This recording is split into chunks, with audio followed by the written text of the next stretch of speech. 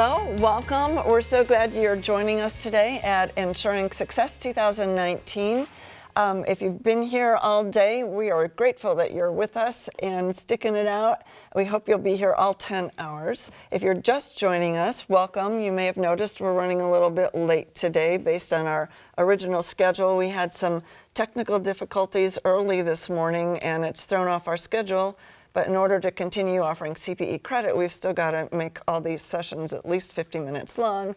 And with commercial breaks and all, it makes us have a hard time catching up the time that we've lost. So we may be late all day, but we're hoping to maybe close the gap a little bit. But anyway, so if you came in at the top of the hour, you heard a little bit of the last session on tax planning, and that's certainly a great thing to learn more about. So no loss. So we're glad you're here. I'm Gail Perry, Editor-in-Chief of CPA Practice Advisor magazine, and I'd like to thank our sponsors first. They are the people who are making this event possible for us and for all of you to get the CPE credit that you need. So I'm just going to read their names real quickly. Their names are efileforbiz.com, paycheckscpa.com, ADP, Xero, Chase Inc., Welter's Kluwer, Intuit, Canopy, Avalara, Sage, BQ Ecor, and Gusto. And in particular, we would like to thank Gusto, who is the sponsor for this specific session. So thank you very much. For those of you who have not been in earlier sessions, I want to just explain really briefly how you get CPE credit for this session for your attendance. So 3 times during the session, we will display a code on the bottom of the screen. And you need to write down that code. That's our verification that you are paying attention and staying with us for the whole session. So I'll call attention to it to make sure your eyes are on the screen when the code appears. So you'll get 3 3-digit codes, and you need to write down each one of those during the course of the session. Then at the end of the day, when you've watched all the sessions that you're going to, you can go to the CPE tab at the top of our screen, click that, and it'll open a form where you can enter all the codes you've acquired in all of your sessions, and that's how you'll get your CPE credit. It's that easy. If you have any questions at all, you can reach us at info@ensuringsuccess.com. And if you're on social media, our hashtag is DecemberCPE. So we hope you'll talk about us out there and say nice things. So today I want to introduce you to our panel who are going to be talking about how you can be a better HR and talent advisor, things your professors never taught you. So our panel today includes Christina Ricke, Roger Nieman, and Kelly Welter, and I'd like to have each of them introduce themselves briefly to you. All right, hello, I'm Christina Ricke with Keiko Isom. I am a partner in the firm and our people leader. I'm a CPA by career and education and spent some time on the other side of the desk for about 17 years before moving into this role. And so the team that I work with, we manage all things people in the firm: training, talent development, recruiting, performance management. So that's what I spend my days doing now. Excellent, thank you. Hi, I'm Roger Nieman. Enjoy being here today. I'm from Indianapolis, where Gail lives, and I am a retired 43-year experienced HR person. And starting about 5 years before I retired, so for the last 10 years, because I've been retired 5, I've been working with 2 universities in Indianapolis, and I'm what's called an executive leadership coach. So I work with MBA students on exactly some of the subject matters we're going to be discussing today. Excellent. Hi, I'm Kelly Welter.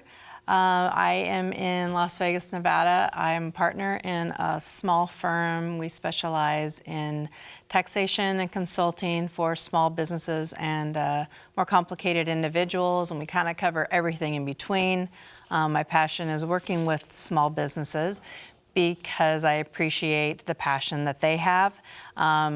We need to understand that whatever decisions they make in their personal life affects their business.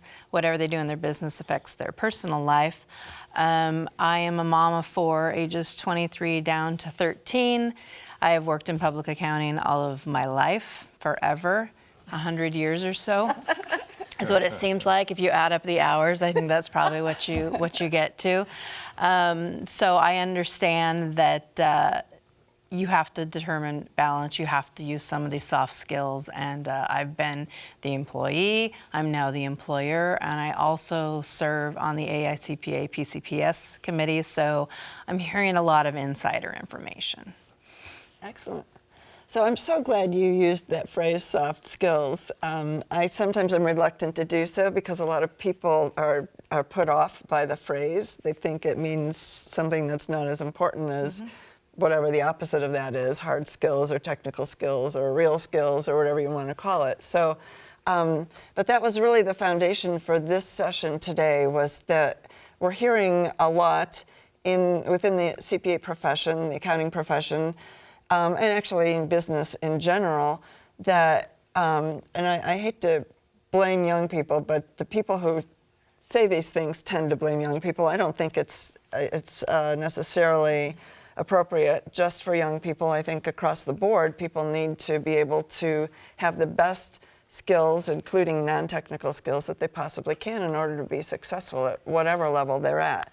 So, but before we go into a discussion of how you might do that, or what's needed, or how it can be, how those skills can be achieved or improved, I'd like to talk a little bit about what we mean by soft skills or non-technical skills, or the kinds of skills that maybe you didn't go to school for, or you at least didn't learn when you were in school. So what are you guys finding? What are you seeing? I'm going to start with you, Christina, because you're in the business of recruiting and working with with the people at all levels in your firm. So what are you seeing, and how would you describe this concept of soft skills? Well, actually, it's funny you mentioned that phrase. In our firm, we've replaced the phrase soft skills with success skills. I don't like the phrase. I think it does conjure up the wrong stuff, and they're just as important and critical as technical skills. And so success skills is the phrase that we use in our firm. So I'm hoping you heard it here first. It's going to catch on. It is. New hashtag. You'll be famous. That's right. You can see that her book coming out soon. That's right. Yeah, right. So yeah, I think it's, they've never not been important. I mean, it's not as if these skills have not been important for years. I mean, they've always been important. I think what's changing is the world around us, and these are the skills that that AI can't replace.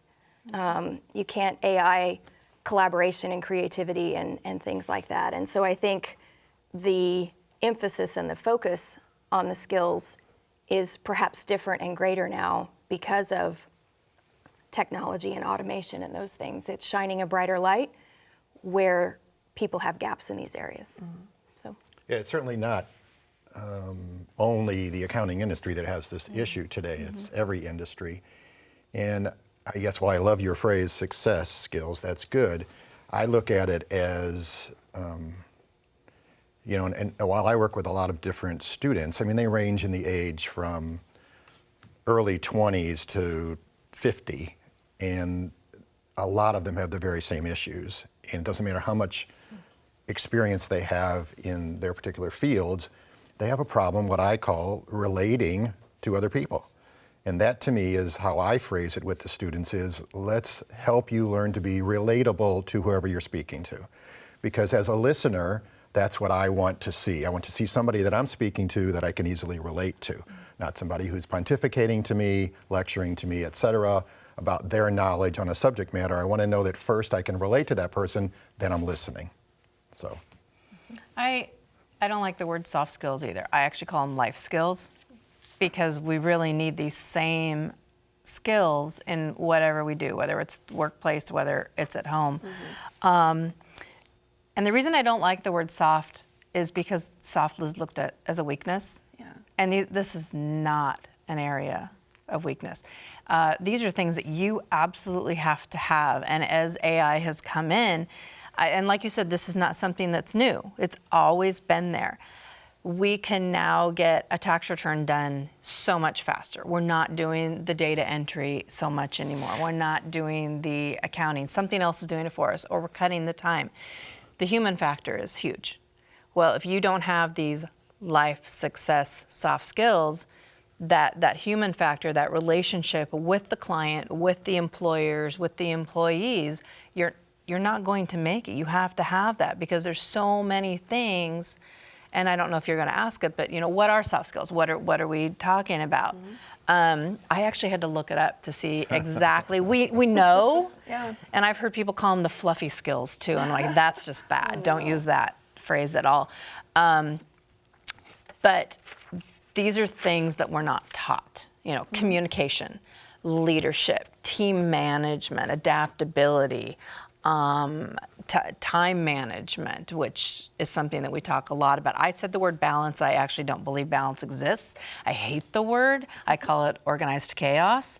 That's my catchphrase. I'm going to hashtag that. There you go. Yeah, because it's something that we all have to do just to get through in our daily life. And it is not an age thing, like we discussed. It's not even a generational thing, because the boomers are having to figure this out just like the millennials are.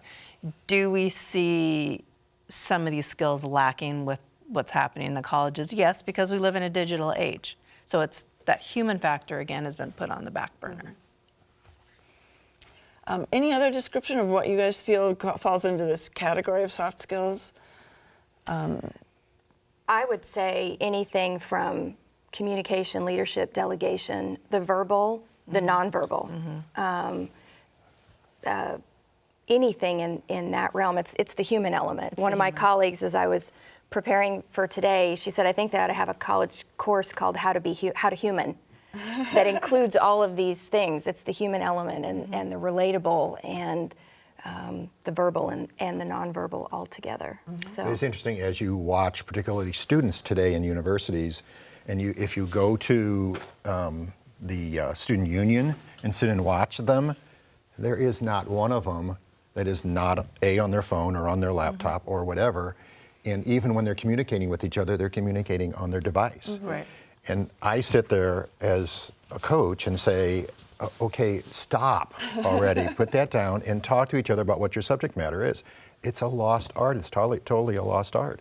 And when a professor in the classroom says, okay, tell me your thoughts on this issue, or be creative, and what do you think a solution might be? They all just sit there and they instantly, guess what?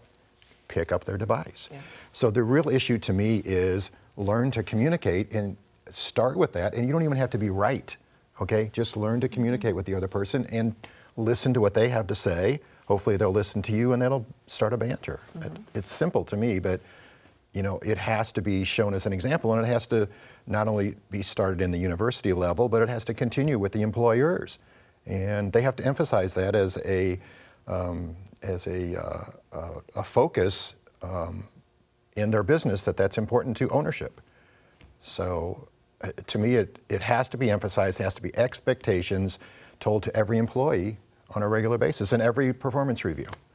what's interesting is we talk about it's not taught in school. Some of these things are definitely, there are courses out there about these things, whether they're through universities or different resources.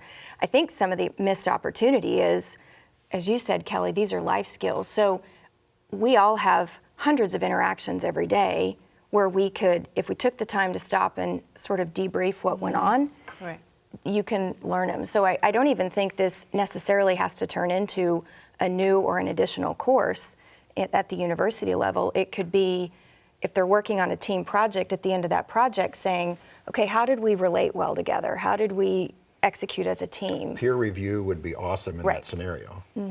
It's interesting you say that, because at the universities I work in, we've been working on that very thing. The peer review, the students are petrified of it.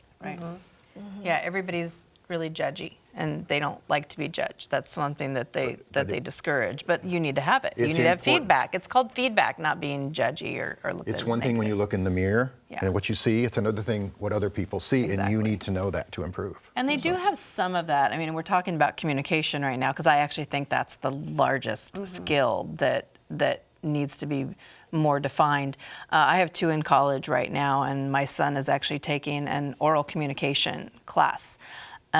He's a psychology and political science major, and he's having a hard time. He's actually doing the class online, but he has to do in live presentations to like 9 people. That's part of the course. They give them, a prompt. They have to write a presentation, and they have to do it in front of 9 people.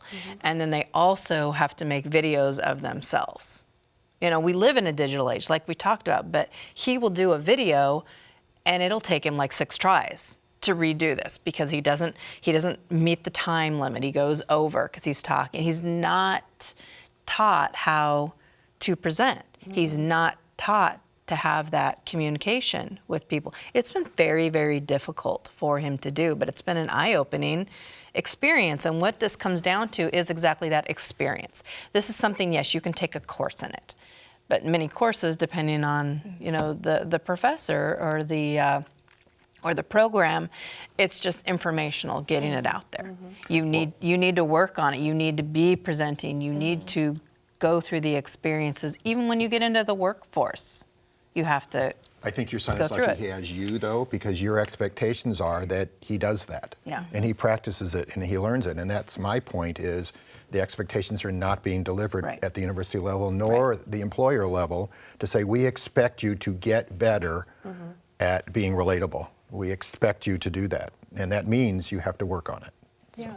I think one of the challenges for universities, their job is to help people get their degree or be eligible to sit for the CPA exam. And so I think as employers, we need to continue to do things like this and be vocal so that the curriculum shifts. I don't think it's universities not being willing or interested or seeing the value in these skills.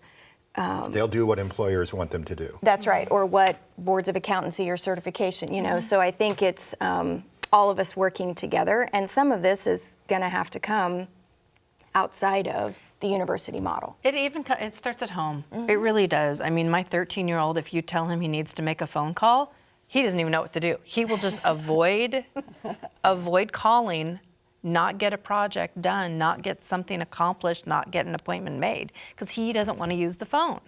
And when we live in a society where, yes, we all have cell phones, you'll go to a dinner and people are on at the dinner table on their phones, the communication isn't happening. So those skills just are not being taught anywhere. Whereas if you have a communication, whether it's at a dinner table or going and volunteering and actually physically talking, and not just talking, but listening. Listening is a skill that has gone away as well, which is extremely important when we're talking about the CPA industry and the trusted advisor. That's huge.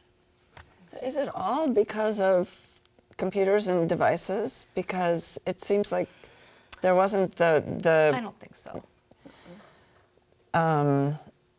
Just the push to require it as much when I was younger, certainly.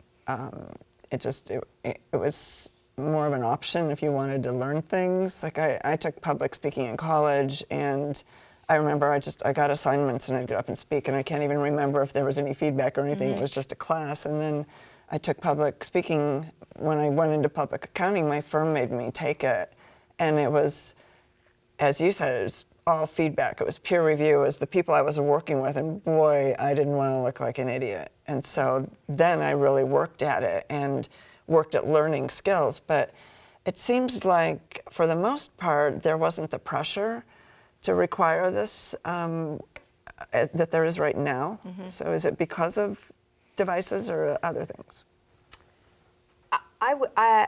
Again, I think the technology coming on scene in bigger and bigger ways is shining a brighter light on where these skills are lacking. And again, these are the things that can't be automated. And so I think it's drawing more attention to it. I also think because of automation, the advisory skills, the ability to communicate, consult, and interact with clients is happening at a much earlier stage in all of our careers, accounting or otherwise.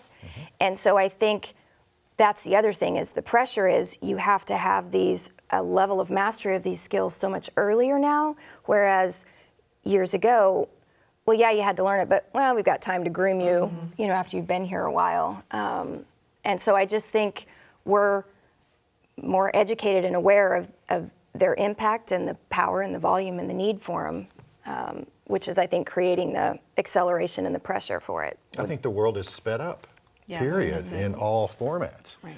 And now everybody needs instantaneous answers. And ultimately, over the decades, we've lost the art of discussing things and everyone having an opinion and everyone listening to that opinion and then coming to a collective decision. Now we need an answer right away, period. I blame part of this on, I think it's partially evolution. When we're all CPAs, so we've all had to start, we've all done the long hours at the beginning, and you're taught to be productive. You're taught to have certain roles, depending on if you're a large firm, small firm, whatever. We all started out in that. People were focusing on just working and getting the job done. And then there were certain people that had these skills, that did the communication with the clients. So you would see people go through a firm 10, 15, 20 years, maybe not even having talked to a client. Right. That wasn't their position. That wasn't their job. They were just there to be a doer. And now as you see the transition in leadership with the generation retiring and they're coming up, they're not the same. These people don't know how to communicate. So they can't step in and perform the same jobs that maybe those that are retiring were able to take care of. I think that's a large part of it, is we were just so busy. Yeah. So busy all the time, and your bonuses, your pay, everything is based on how productive you are. And sometimes sitting at a lunch with somebody, it may not all be chargeable. Right. Right, exactly. Let's take a quick break right here. We want to hear a little bit of a message from our sponsor, Gusto. And right after we get back from our commercial break, we'll show you your first CPE code for this session. So don't go away. We'll be right back. How do you run a business? You pay your team, offer benefits to keep them healthy, and time off when they need it. You help them get promoted, save for college, retire, celebrate wins, and have hard conversations. Because when your people thrive, your business thrives too.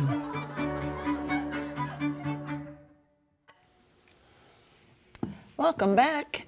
And please check at the bottom of your screen and write down the CPE code that you see. That's the first code for this session. There will be 2 more before the end of the session.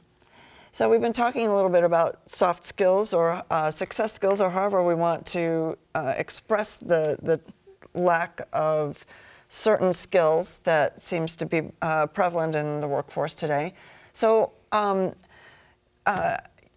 you mentioned previously about meeting with clients, and sometimes a long time ago, there were people in firms who just didn't even have to do that, and now it seems to be something that everyone needs. What are some more reasons why accountants in particular might need to work on developing these skills? I'll start. Sure. I would say the main reason right now is because of the change in the profession that we're hearing about as being more of the trusted advisor. Because we can't do anything about AI, it's here to stay. And we have to act as that human or their jobs are gonna go away. I mean, that's what we hear all the time. So the communication aspect, you also have to realize that your client that you're dealing with or your customer that you're dealing with, they may not have these skills either. So we can learn to talk, we can learn to present, but you may have someone on the other side of the table that's not listening. So you have to learn to read, be able to adapt, and work with that client. If you are stuck in a certain way of doing things all the time and you expect your client to adapt, you're gonna lose the client. It's not gonna happen. So you have to recognize and you have to be aware of your audience that you're speaking with, or whether it's an employer or an employee. Who are you talking to? How do they need to hear? How do they need to listen? And how are they getting the message across to you? I would say, the way I think about it, these skills are oxygen. Mm-hmm. We're not in the finance business, we're in the people business. We work with each other every day, we work with colleagues. we work with clients. All of us, it's the relatable. This is how we get stuff done in any job. I can't hardly think of a job where you don't need these skills. And I think the emphasis of technology in the world is speeding up, and so it's shining a brighter light on these skills. And I think the other thing is the world is getting smaller, and our profession, along with many others, is getting more diverse. We're getting different people from different places with different degrees and different backgrounds, and we have to get better at these skills. We all have these skills. They're just in various stages of mastery and excellence. We need to get better at these skills faster so that we can keep up and we can bring diverse talent and thought and ideas to serve clients. The diversity thing is huge. And it used to be an easier world we thought we lived in, and we could speak one-on-one to people. Now there's a variety of diverse population who's infiltrating all of our environments, and I think we struggle with accepting and listening to the variety and then coming up with mutual answers. And I think that has scared people away from communicating a little bit. And if we go back to the whole thing we keep preaching, which is listening, and the listening skill to me is humongous, and that's what we've lost. And you also have to realize that we are digital. It's something it's not going to go away. Just like people thought Facebook would go away. It just didn't happen. Just accept it and be a part of it or go elsewhere. With geography now, with virtual firms, there is a lot more communication and meetings happening through Zoom or GoToMeeting or Facebook Live. You have to know how to talk if you're sitting on this. You actually have to have better communication skills when you're in a live atmosphere or you're on a teeny tiny little screen. Body language is big. You could get away with that more when you were sitting, sitting in a meeting. People actually watch you more if you're sitting in a video meeting or on a virtual call than they did before. So, well, it's back to what I just said. It's really a cultural thing it now. is. It's Yes. totally, because now we're totally heightened by everything we deliver or say as to how it fits into whatever the cultural environment is of this space. And I think what instead people have done is run away from that. They're afraid to say much because they're afraid to be wrong. And hence, instead of discussing and relating, you just be quiet. I think this also provides a great opportunity because there's so many generations in the workforce, for there to be some great co-mentoring. So I'll talk to anybody, anywhere, anytime, and I can help somebody get more comfortable and more confident to do that. But the quick snippets, the technology, the YouTube, it terrifies me. So what a neat opportunity to take younger generations that are a lot more adept and comfortable doing that well, and let them co-mentor some of the generations that aren't as proficient in that. And what a neat opportunity to come together. mentoring up or managing up, I hear that all the time. Right, and for those of you out there, mentoring is a key, and it's a lot harder to mentor than it is not to mentor. Right. But you have got to deliver expectations before you expect people to change or get better. And there's no reason for me to change if you don't tell me that it costs me something if I don't. So deliver expectations and mentor. Give your employees a chance to be mentored. Pick out mentors in your organization who can develop these skill sets in other people, or train the trainer kind of thing, et cetera. That has got to be delivered no matter what size of a firm you're in. So let's flip the tables a little bit here and try and put ourselves in the shoes of the student who's trying to find a job in the accounting profession and either doesn't quite know what skills are lacking, or maybe feels confident that he or she has really great skills but isn't sure how to express those either in an interview situation or on the job. I mean, where does the student start? How does that kind of communication get enforced? I would say on the interview part of the question, Practice, practice, practice. So any opportunity to do mock interviews, whether your university has a career center that does that. I know that was the case when I interviewed many moon ago. So any opportunity to do mock interviews, get together with your peers and practice with each other, practice with professors, I mean, whatever, but practicing it so that when you get into the moment, you can draw from some past experiences. So I think in terms of preparing for the interview, just practice. Don't go in and do it the first time and never have done it before. Well, once again, and because I work with these students who have these issues, and I'm going to even go a little bit of a gender issue here. Often the males struggle to do this because they think it's an expectation that they should be able to communicate and own a room without ever practicing it, and which is crazy. And so therefore, why would we want to say we want to get better at soft skills or go to a group in my class and say, hey, you all want to get together and practice soft skills? It doesn't sound very macho, all right? And then they find out when they get to be employees that they don't have that.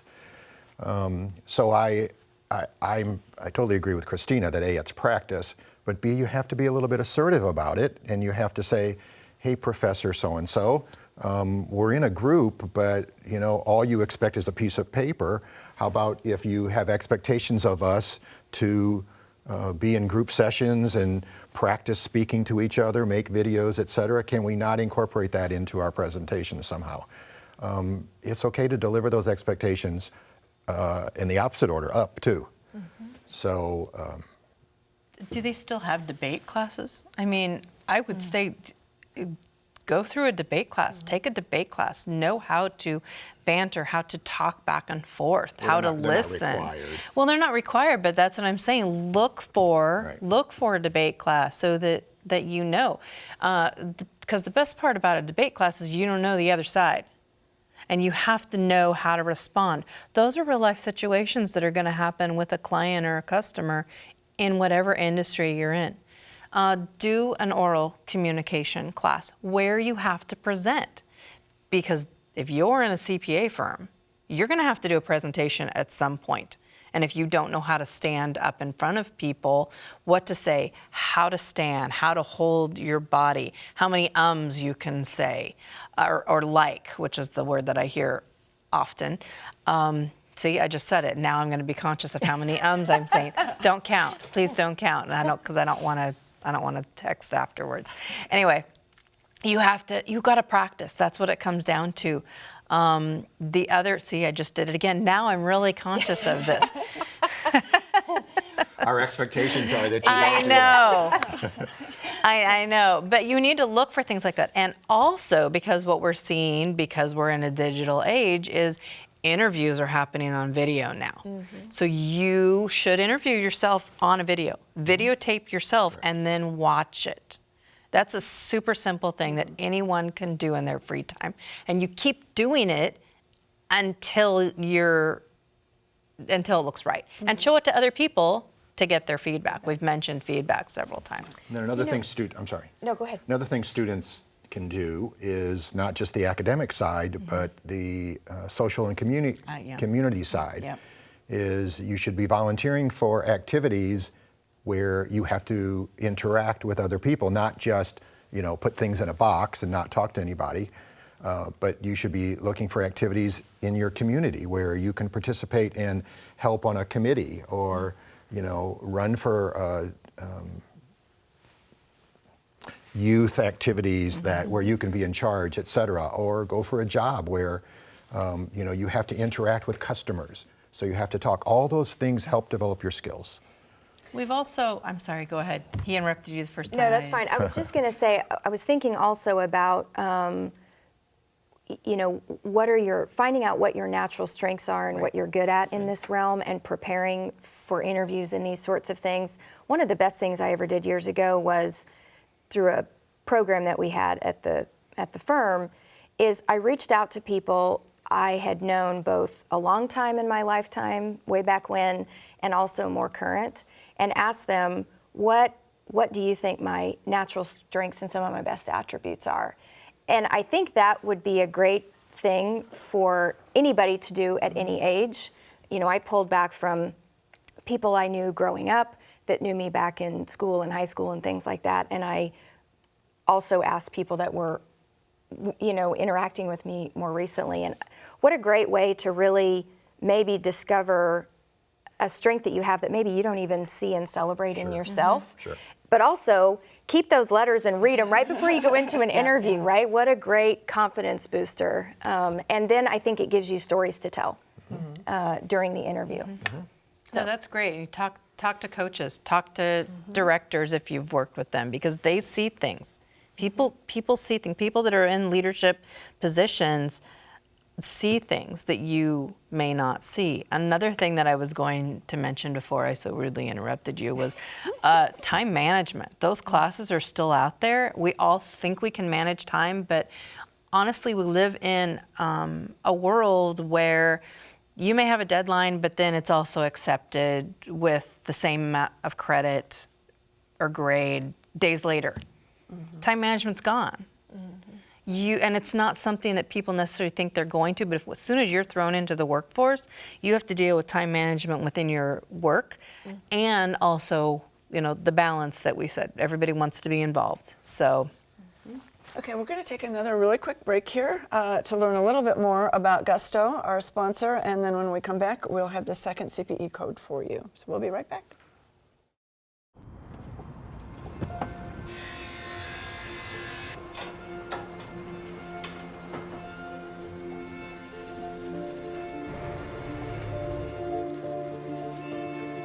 What does it mean to work with gusto?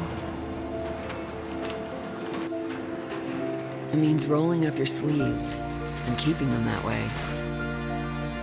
Turning your passions into something more. And finding the balance between work and life. Working with gusto means taking care of the people behind your business. So work with pride. Work with purpose. Work with gusto.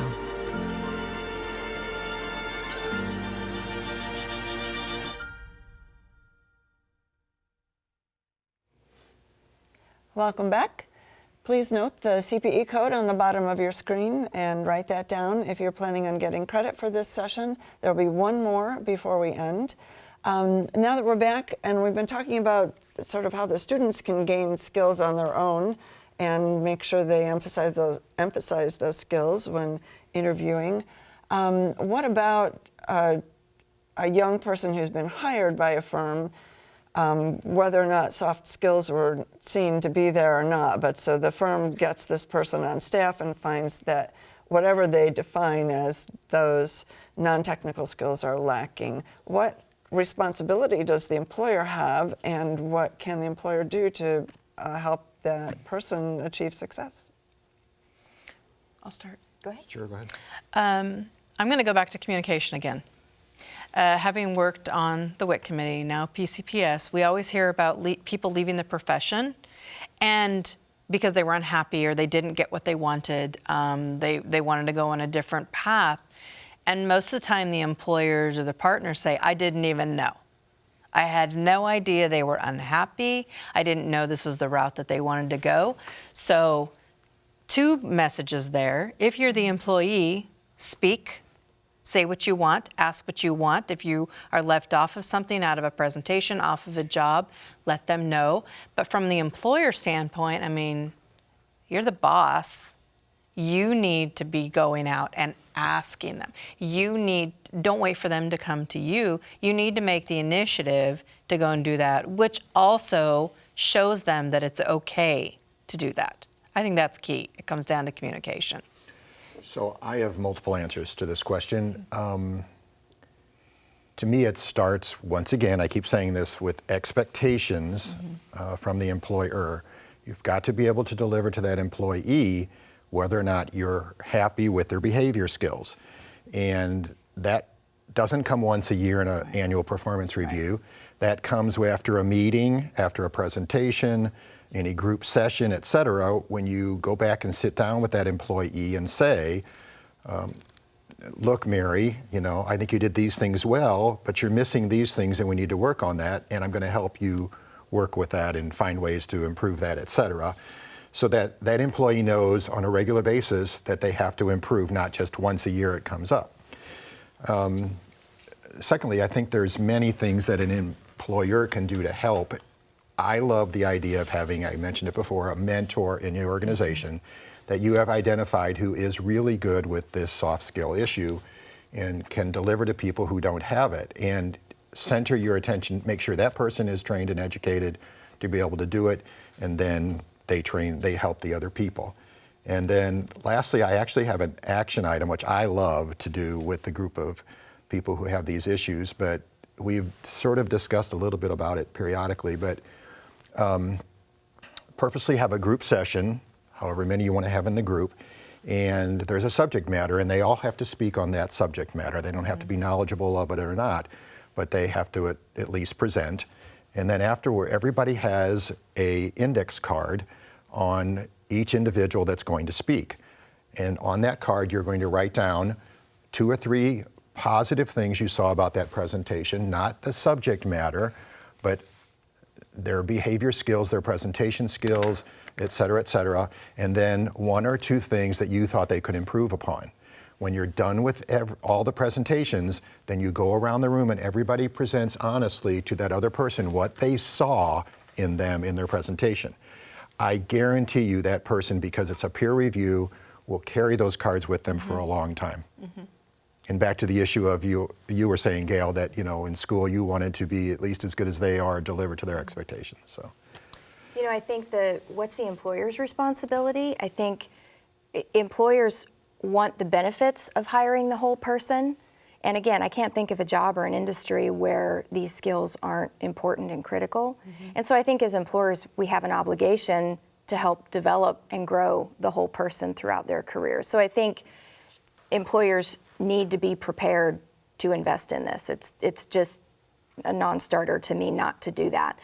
The great thing these days is, oh my gosh, there's so many ways to do that.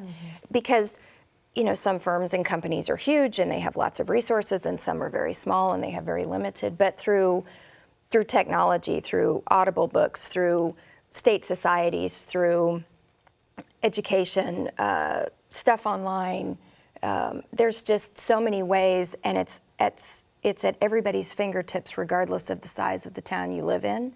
So I think there's so much available. I think making it, knowing that you're going to invest in the whole person, supporting it, talking about how you want that to happen. All these examples given were great, and there's many more. And the other thing is, remember as employers, we were all 22 at one point, and we didn't show up acting and behaving like we did today. And the reason that we're here— we hope not. Right, that's right. Some of us is people took the time to invest and spend time with us. It's the car rides to the client and back that are the most valuable, and things like that. So I think spending time together and storytelling. One of the best things we did this last summer is we had several of our leadership team in our firm get up in front of the senior associates, kind of mid-level staff, and they just told stories and answered questions like, was there ever a time you thought you were going to get fired? And we all told stories. And was there ever a time you thought about quitting, or and the feedback and the reviews we got, and we just got up there and we got human and we got vulnerable. And I think it just makes the conversation so much easier. So vulnerability is huge, and it is not a weakness anymore. That is how you're going to move forward. As an employer, like you said, we didn't all start out this. We had to learn through experience. One of the other things that employers can do is delegate, not just a workload, but delegate a leadership position or a speaking engagement, or going and representing at an association lunch, represent your firm. Then you're kind of forced into those situations. Another thing, and this has popped up kind of recently, is something that I've heard about people doing, is having a library of books, whether they're Audible or I personally like paper books. You know that. I have 100,000 books at home that I've never read, but I will someday on my reading vacation. There's employers out there that will start, it's required, every 15 minutes of the workday, every single employee has to read something, one of these books, and the employers will assign something, a book that's specific to maybe something that they need or a skill that they're lacking. There's plenty of books out there that can help people so that if they don't necessarily work directly well with people, maybe they can learn by reading something, following guidelines. All right, we're going to take one more very quick break. When we come back, we'll show you your final CPE code for this session, and don't go away, so we'll be right back. Businesses don't power the American economy. People do. And they deserve to be recognized, celebrated, cared for, and compensated. Because when your people thrive, your business thrives too.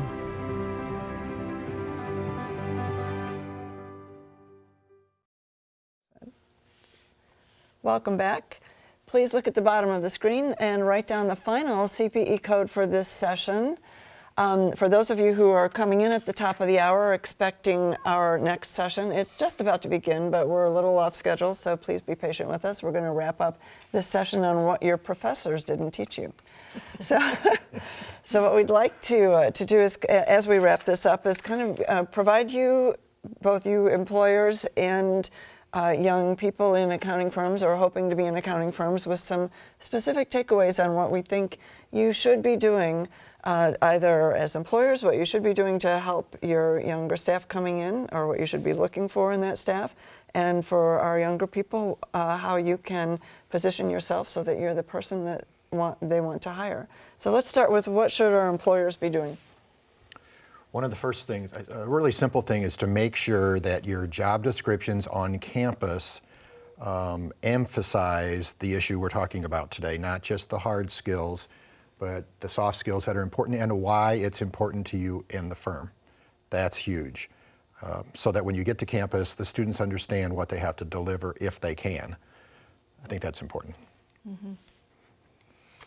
I would say, from the employer standpoint, one of the things we haven't talked about that has certainly been hugely helpful in our firm is using assessments that can help you determine what your natural strengths are in some of these areas. And there's all sorts of assessments out there. There's DISC, there's Colby, right, StrengthsFinder, PXT Select. So assessments, I think, can be used whether it's in the recruiting phase. Not all of them are vetted for that, but or once people are hired, helping people identify what their natural strengths are. There are no wrong answers to those, so then you identify the natural strength and you can then cultivate that through projects and experiences and other things. So I think using assessments as an employer is great to identify natural strengths. And then I think just invest in the whole person, and that the specifics of that can come in all shapes and sizes, from assignments to asking them to present to getting involved in local or community or state society. So I think investing in the cultivation of these skills. I would go along with that for an employer in identifying the weaknesses, and not just identifying them, but give them skills and resources to help them with those weaknesses. Also, you have to act. You have to act what you're presenting. You have to don't say how important communication is and then not follow through with it yourself. Talk, listen, ask questions, be very clear on your expectations. Both sides. You know, we have an engagement letter with clients. You need to have an engagement letter with your employees where there's both sides of what the expectations are, and here are the results that will happen if those expectations are followed through and if they're not, so that there's no surprises. You're right, and it can't just be at a supervisory level. Right. That has to start at the very top as an expectation in the organization. Our tone at the top. Tone at the top. Our focus is this, and it has to be delivered all the way down. And I would just add a couple things to that list. You basically said let them know the benefits of what they're doing. I would say somehow demonstrate how their career is going to advance by doing these things. And the other thing is try to work with the staff to actually create an accountable plan. And we're accountants, so like give Processes. the KPIs, something they can measure Right. to see what their progress is, so they know that they're on the right track. So, okay, what advice do we have for our young staff or job candidates? I would say the mock interview, the practicing to be confident and comfortable in those situations would be one, and invest in diverse experiences where you can practice these skills, master and hone these skills, and get feedback. Get outside of the academic practice when you're at the university and expand your behavior skills with jobs on campus, extracurricular activities, community work, et cetera, anything that will expose you to have to communicate with people. I would say put your phones down, talk to people, make phone calls, look people in the eye, look at some classes that may help you with communication, with presentations. Also, learn how to write an email. We haven't talked at all about writing skills. We have not even mentioned written communication, but that is something that as employers we're seeing as a downfall because people are not taught to write professionally or even formally. It's communicative language. Pieces of it. It's not hard. No, it's not hard, but you have to. Don't put an emoji at the end of an email that you're sending to an employer. My children won't read an email or a long post because it has more than 10 words. They flat out say, it has more than 10 words, we will not, you lost us after 10. But that's not reality. Yeah. So if you're going to step into that atmosphere, you need to get out of your head and practice. Excellent. All right, what an outstanding panel. Thank you all so much. This was you. excellent. Thank you. All of you so much for attending today. Thank you to Gusto for sponsoring this session. Don't go away. We'll be right back with more exciting training.